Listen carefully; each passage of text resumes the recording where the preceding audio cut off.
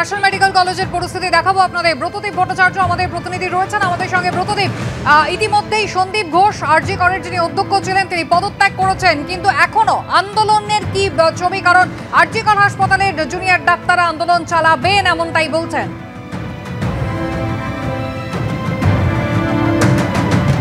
একই কথা কিন্তু এই ন্যাশনাল মেডিকেল কলেজে যারা চিকিৎসকরা আন্দোলনে বসেছেন তারাও বলছেন সন্দীপ ঘোষ পদত্যাগ করেছেন, কিন্তু তাদের আন্দোলন কিন্তু থামবে না। কারণ তাদের বক্তব্য সন্দীপ ঘোষের পদত্যাগ বা অপসারণ তাদের দাবি সমূহের মধ্যে একটি মাত্র ছিল। এখনও অনেক দাবি দেওয়া রয়েছে যেইগুলো পূরণ না হওয়া অবধি এই কর্মবিরতি চালিয়ে যাবেন যারা পিজিটি, ইন্টার্ন এবং হাউস স্টাফরা রয়েছেন, জুনিয়র ডাক্তাররা রয়েছেন, এবং তারা সেই সমস্ত দাবি নিয়ে কিন্তু প্রত্যেকেই এক কাট্টা। আমি একটু তাদের সঙ্গেই কথা বলে নেব।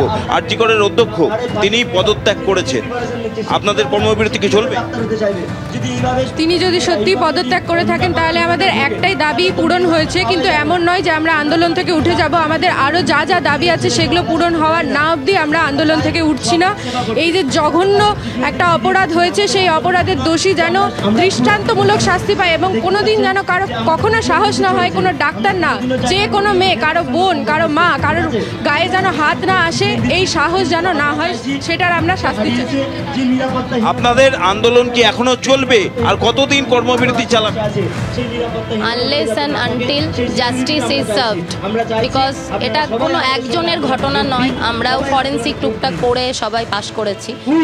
একজনকে স্কেপবোর্ড সাজিয়ে সবার সামনে তাকে দেখানো হচ্ছে যে সে একাই অ্যাকিউজ, বাট আমরা জানি জাস্টিস এখনো ফেয়ারলি সার্ভড হয়নি। Unless and until justice is served এই আন্দোলন চলবে। সন্দীপ ঘোষ তো পদত্যাগ করলেন, আর কি কি দাবি আছে আপনাদের? আর কি কি দাবি? আমাদের দাবি হচ্ছে প্রথমত আমাদের যে বোন আজকে এত বড় নৃশংস একটা হত্যার একটা ভিকটিম হয়েছে, তার জন্য আমরা সুবিচার চাই। আর তার জন্য যে কর্তৃপক্ষ প্রত্যক্ষভাবে দায়ী, পরোক্ষ নয়, প্রত্যক্ষভাবে দায়ী, সেই ম্যানেজমেন্টেরও আমরা বিচার চাই, ম্যানেজমেন্টের পদত্যাগ নিশ্চিত করতে চাই। আর তার সঙ্গে হচ্ছে সমস্ত নারী জাতির যে সেফটি ব্যবস্থা দায়িত্ব নেক আমাদের মুখ্যমন্ত্রী।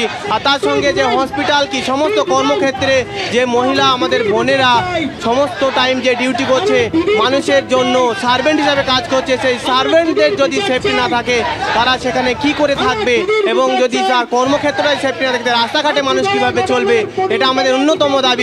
তার এছাড়াও দাবি আছে, প্রথমত দাবি হচ্ছে জাস্টিস, একটাই কথা আমাদের হচ্ছে জাস্টিস বলতে আমরা চাইছি না যে কোনো একজনকে ফাঁসিয়ে দিয়ে যাকে ধরে এনে তাকে আসামি বানিয়ে দেওয়া নয়। আমরা চাইছি যিনি আসামি, যিনারা এখানে একজনের পসিবল না, একজনের ক্ষমতা নয় যে এটা করা, তাই যিনারা আছেন এই ঘটনার জন্য দায়ী সবাইকে ধরা হোক এবং সবাইকে উপযুক্ত প্রমাণ সহ শাস্তি দেওয়া হোক, যাকে তাকে যেন মারা না হয়। এবং তার সঙ্গে আমরা এটাও চাইছি যেন এমন ঘটনার পুনরাবৃত্তি না হয়। আমরা এখানে বসে আন্দোলন করছি, পেশেন্ট পার্টির এম্পায়ার হচ্ছে, আমরা চাই না এমনটা হোক। আমরা চাইছি যেন এমন একটা নিয়ম আসুক যেখানে আমাদের নিরাপত্তা থাকবে এবং পূর্ববর্তীতে এরকম ঘটনা না ঘটুক। আমরা চাইছি পুরো সম্পূর্ণ ঠিকঠাকভাবে পরীক্ষা করা হোক এবং যারা দোষী যেন তারাই শাস্তি পাক।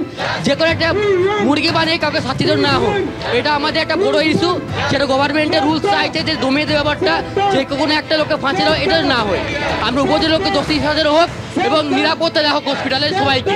শুধু সন্দীপ ঘোষ তো আপনাদের ন্যাশনাল মেডিকেল কলেজেও একসময় ছিলেন, কি বলবেন? মানে আপনারা তো অনেক অভিযোগ তুলছেন। হ্যাঁ, তার বিরুদ্ধে বহু অভিযোগ আছে, বহু দুর্নীতির অভিযোগ আছে।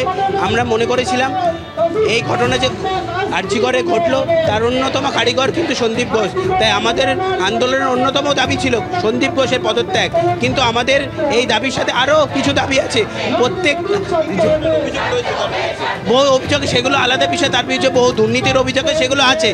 আমরা মনে করেছিলাম সন্দীপ ঘোষের অন্যতম এই ঘটনার জন্য অন্যতম দায়ী, সেজন্য তার পদত্যাগ চাই। তার সাথে সাথে আমাদের যে অন্যান্য দাবিগুলো আছে সেটার জন্য আমরা চাই না কোনোভাবেই যাতে সাপ্রেস হোক। আমাদের অন্যতম দাবি সিকিউরিটি। আমাদের এখানে কোনো থাকার কোনো জায়গা নেই, বিশ্রাম করতে ওয়াশরুম নেই, মেয়েরা সেখানে এখানে বাথরুম করতে পারে না। আমাদের এখানে কোনো রকম সিকিউরিটি নেই, টানা কন্টিনিউস আমাদের 48 ঘন্টা 72 ঘন্টা আমাদেরকে ডিউটি দিতে হয়। তাই আমাদের দাবি সমস্ত মানুষ, শুধুমাত্র ডাক্তার না, যারা এখানে পেশেন্ট আছে, পেশেন্ট পার্টি আছে, তাদেরও নিরাপত্তা আমরা চাই।